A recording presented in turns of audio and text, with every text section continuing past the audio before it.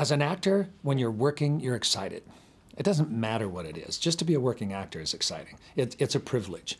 There are too many actors that are great actors that are out of work all the time just because there's not enough jobs. And so to be working is great.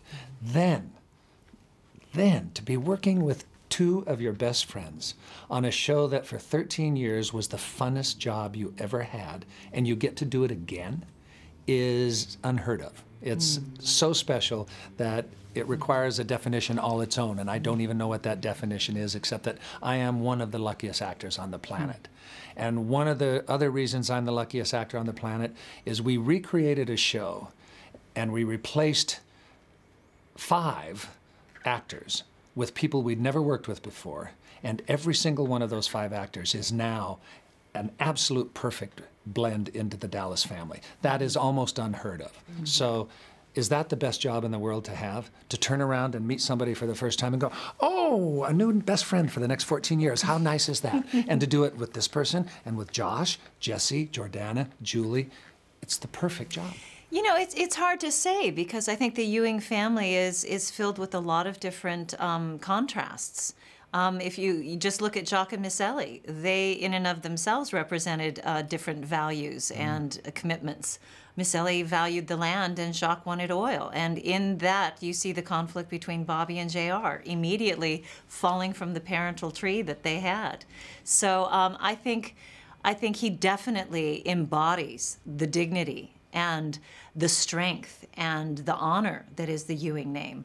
But I also think JR embodies, you know, the good business sense and the greed and the power that made the Ewing name. So it's very difficult to say he's the true Ewing. He certainly represents the best part of the Ewing. and I'm so happy to be paired with that because I think Anne very much in a lot of ways is that purity herself. With that level of dignity and honor at her heart. I think she also has some challenges, but I think at her heart she definitely is well matched and serves this character very well as his wife. How's that? No, it does. It does. For 40 years I've done this practice, and twice a day, on an average in totality of maybe an hour and a half to 2 hours a day, I practice Buddhism, and that practice is almost solely self-examination. Taking an inventory of your previous day, looking at the positives and the negatives, making determinations for the next part. Did you pick it up while doing Dallas? No, oh no, long before Dallas. My wife introduced me to it in 1972.